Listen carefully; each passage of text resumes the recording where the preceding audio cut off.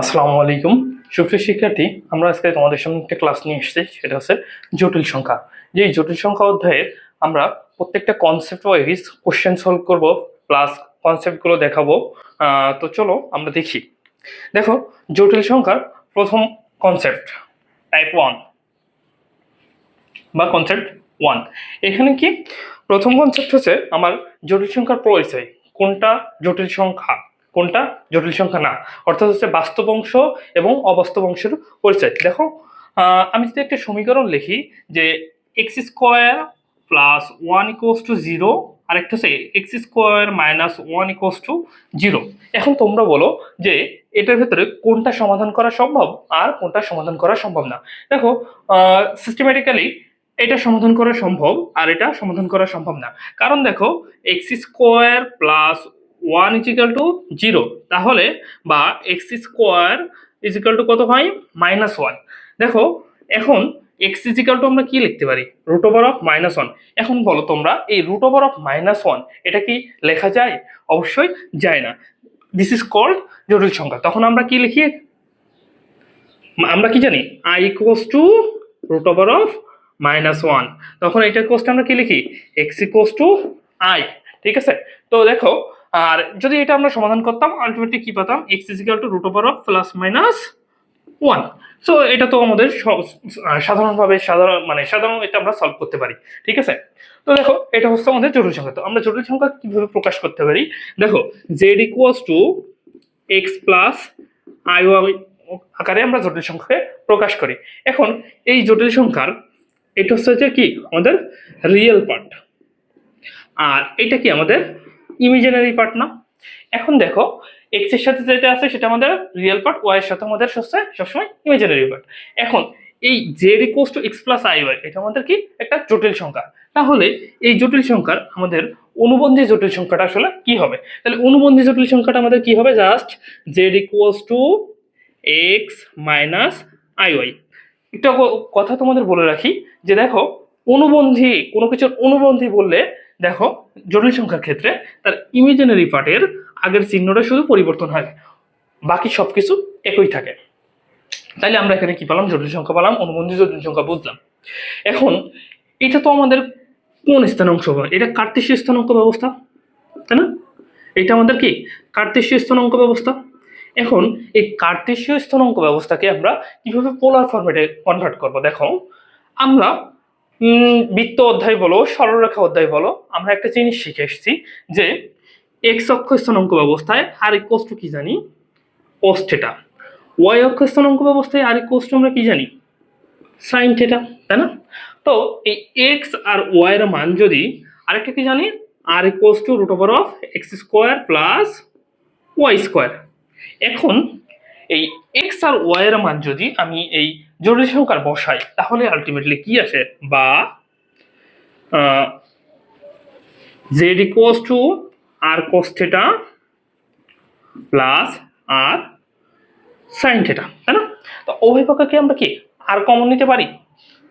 যদি আর কমন নিই তাহলে কি দাঁড়ায়, তাহলে z equals to r common নিলে থাকে cos theta plus sine theta, তাই না? I sine theta. এখন তাহলে আমাদের আলটিমেটলি কি দাঁড়ালে, z equals to r into cos theta plus i sine theta. দেখো, এইটা ইকুয়ালস টু আমরা এটুকু কি লিখতে পারি, দেখো z equals to r e to the power i theta. বলো তো, এই যে সমীকরণটা দাঁড়ালো, এটা কার সমীকরণ? এটা হচ্ছে যে অয়েলারের ফরম্যাট। ঠিক আছে, বিজ্ঞানী অয়েলারের ফরম্যাট। দেখো, থিটা আর e to the power i theta, তাহলে এইটুকু না কিসের মান, ই এর মান। ঠিক আছে, আর থিটা এই থিটা। ঠিক আছে, তাহলে এটাকে আমরা কি করলাম, পোলার ফরম্যাটে কনভার্ট করলাম, প্লাস আমরা অয়েলারের সমীকরণটা প্রতিপাদন করলাম। দেখো, এটা আমাদের কেন লাগবে? দেখো, এইসব যতগুলো আমি করে আসলাম এগুলো অবশ্যই তোমার ম্যাথ করতে গেলে প্রয়োজন। দেখো, আমরা তাহলে কার্তেশীয় স্থানাঙ্ক থেকে আসলাম পোলারে, এন্ড পোলার থেকে অবশ্যই আমরা কার্তেশীয়তে যেতে পারবো। এখন দেখো, আমরা আরেকটু জিনিস শিখবো, স্থানাঙ্ক ব্যবস্থা। দেখো, স্থানাঙ্ক ব্যবস্থায় কোনটা কি হবে সেটা একটু আমরা দেখবো। কার্তেশীয় স্থানাঙ্কে আমরা কিভাবে ওখান থেকে তোমার আর্গুমেন্ট এবং মডুলাস নির্ণয় করব। তো আমরা তো সবাই মডুলাস নির্ণয়ের সিম্পল সূত্র এটা তো জানি, r equals to root over of x square plus y square, তাই না? আমরা এখন নির্ণয় করব, শিখবো হচ্ছে আর্গুমেন্ট আর মডুলাস নির্ণয় ও মডুলাস। তাহলে আমরা মডুলাসের তো সূত্র পেলাম, r equal to root over of x square. এখন আমরা আর্গুমেন্ট নির্ণয় করবো কিভাবে? দেখো, এই যে আমরা কোয়াড্রেন্টে চলে আসলাম, এটা কি অল পজিটিভ? All positive. এটা কি মাইনাস প্লাস, এটা কি মাইনাস মাইনাস, এটা কি প্লাস মাইনাস, ঠিক কিনা? এখন দেখো, তাহলে প্লাস প্লাস মানে কি? এখানে এক্স অক্ষ প্লাস ওয়াই অক্ষ প্লাস, তার মানে বিষয়টা এমন না, এক্স কমা ওয়াই, এটা কি minus x comma plus y, এটা কি minus x comma minus y, এটা কি plus x comma minus y, ঠিক কিনা? এখন এখান থেকে আমরা আর্গুমেন্ট কিভাবে নির্ণয় করব? দেখো, আর্গুমেন্ট নির্ণয় করার আমাদের সকল ফরম্যাট আমি দেখো, আমরা এখন প্রত্যেকটা কোঅর্ডিনেট অনুযায়ী সমীকরণ দেখবো। জেড ইকুয়ালস টু কি লিখতে পারি ফার্স্ট কোঅর্ডিনেটের ক্ষেত্রে এক্স প্লাস আই ওয়াই, তাই না? তাহলে এখান থেকে আমরা আর্গুমেন্ট থিটা ইকুয়ালস টু কি লিখতে পারি? থিটা ইকুয়ালস টু কি লেখা যায়? দেখো, থিটা ইকুয়ালস টু লেখা যায় tan inverse y by x. কেন? অল পজিটিভ, এই জন্য tan inverse y by x. এটা কি ছিল আমাদের first coordinate.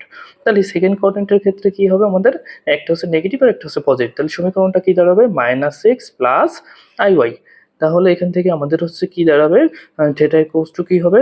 Pi minus tan inverse y by x. এটা কোন কোঅর্ডিনেটের ক্ষেত্রে হলো? আমাদের সেকেন্ড কোঅর্ডিনেটের ক্ষেত্রে।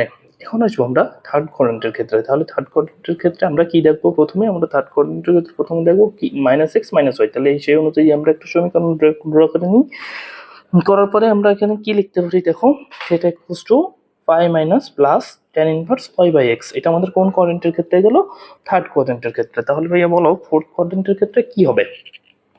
দেখো, ফোর্থ কোঅর্ডিনেটের ক্ষেত্রে আমাদের কি হবে? সমীকরণ আগে দেখি, এক্স মাইনাস আই ওয়াই।